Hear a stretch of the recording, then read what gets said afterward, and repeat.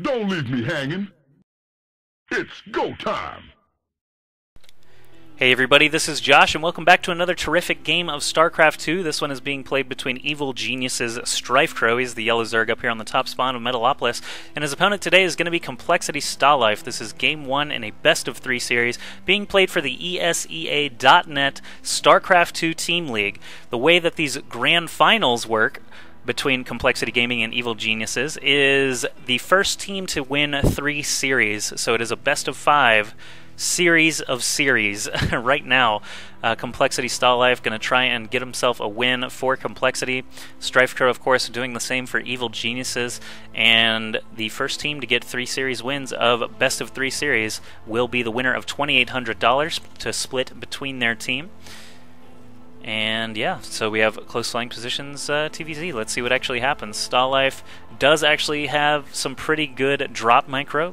StrifeCro, haven't seen too much out of him recently in this matchup. I've seen him play some Protoss players recently, but not too much against Zerg. And I just really don't know what he's got in store here. Might be going hatch first, just looking at the way things are going here. The fact that he hasn't dropped a spawning pool already makes me think he's going to go 15 hatch, 15 pool. Stalife doesn't look like he's going to try and do any sort of punishing, as he is just now getting his first barracks up back at home.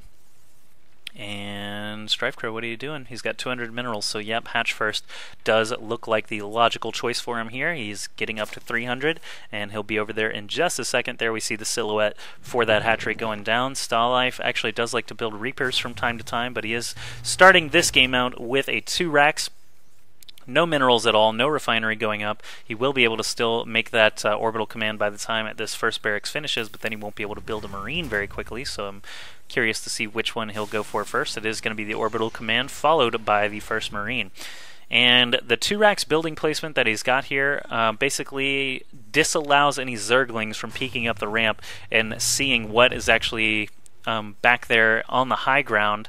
If he did his wall off here, for example, the Lings could get all the way up to the front, see any factories or starports or anything like that up at the top, so he does just wall off at the bottom. I've seen Kauai Rice do this a handful of times as well, but the 2 racks is now complete. Refinery should be going up sooner than later, but he is just going to, drop onto the low ground to cut that running distance by quite a lot, so he is actually going to be super aggressive here in the early game. The first Marine's already out trying to kill off this drone scout, and an SCV coming along as well to try and drill his face in, but the drone is going to start regenning some HP already. The scout, the SCV, I thought he was going to chase him till the end of time, but instead he is just going to head up here where Stalife already is with his first SCV. StrifeCro pulling how many drones here? He's got 12 drones total if you count this little straggler down on the ramp. 12 drones to fight off this bunker rush, but Stalife already with 2 Marines.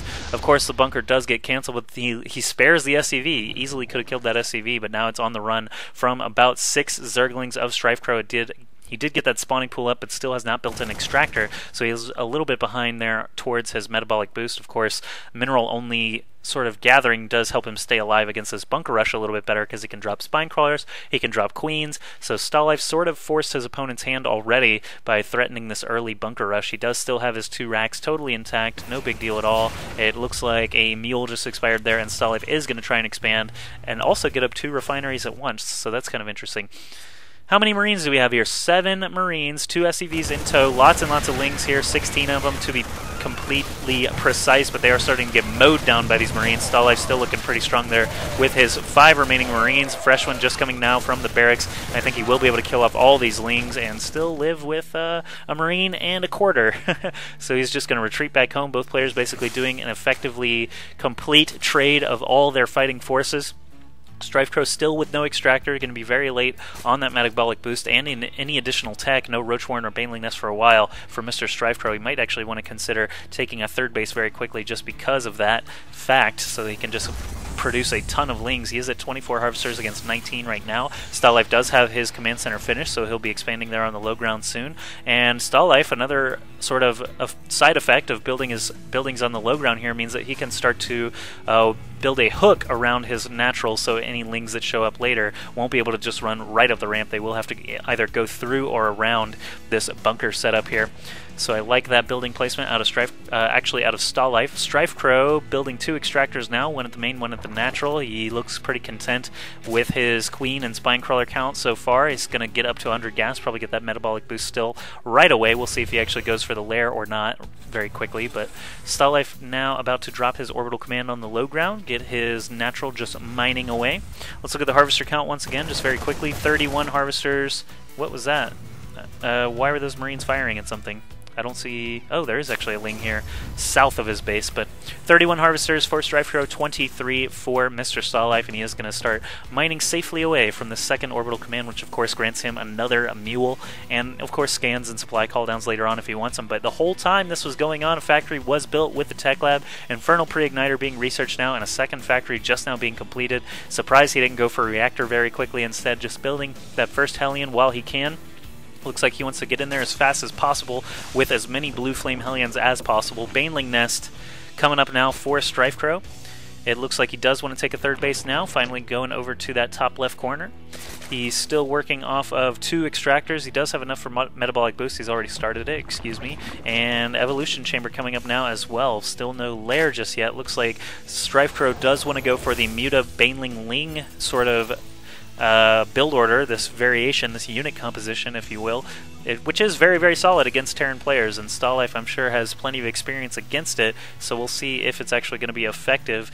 Pre-Igniter going to be done here soon. He'll have about a 6 count of Hellions by the time that's finished. Armory is going up now as well. Lings run in. They are going to get, of course, fried to death by those Hellions, but now at least StrifeCro knows what's on the way. He didn't see any blue flame there, but he will see it very soon if StarLife actually comes in here. He's actually bringing some Marines along for the ride as well, going up to that Zelnaga tower, going to gain some control there of the vision, bring 5 more Marines now. That'll put him up to 11, and all these blue flame Hellions. This could cause quite a stir here at StrifeCro's main. He doesn't have that many fighting forces at all. He's got a queen, 2 spinecrawler, actually just 1 spinecrawler. That one was a silhouette, and a handful of Lings off to the left side. So faster StarLife moves here, the better off he will be. He'll possibly get the most kills if he just tries to get in here quickly. There's no drones at the third base. StarLife perhaps going to realize that quickly, or maybe not. Yeah, he'll actually back off there, let the Marines take the brunt of the hits from the queen. StrifeCro doing a good job getting that larva inject off before the queen actually goes down, and the Hellions just guarding the ramp in case any speedlings run up here and try and knock down all these Marines, these unupgraded Marines, I should add. Stimpak is just now researching, but the Lings do not ever show up, so StarLife actually gets a free base kill. StrifeCro built some Banelings and Lings back on the low ground. StarLife could effectively just run back home from this point. Oh, actually snagging some Zergling kills there on the low ground. StrifeCro sends a queen up to draw some fire, followed by the Lings and the Banelings. Let's see how effective these Banelings are going to be. StrifeCro's going to have to micro those Marines away. Just keep running, man, and you will eventually escape the Banelings. But no, he lets 1 crash in, 2 crash in. His Marine count is very low now, but StrifeCro is supply blocked in a big way. 70 over 68. He's going to lose another Overlord here to these 4 remaining Marines. The Hellions actually all escaped there, all 4 of those Blue Flame Hellions, and StrifeCro had to make a couple of Overlords there, you know, spending that larva, spending those minerals. These 4 Marines are going to go down very, very quickly. Still 0-0 upgrades for both players, I believe.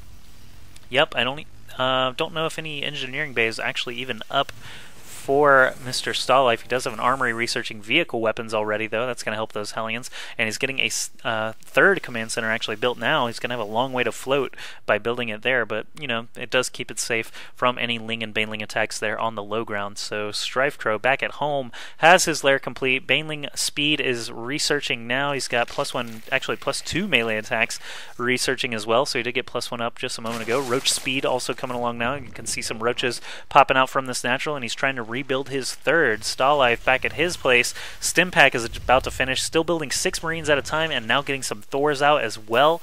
I did not see a Spire from StrifeCro, so he's actually not going for the Mutaling Baneling. Instead, he's going Roach Baneling Ling.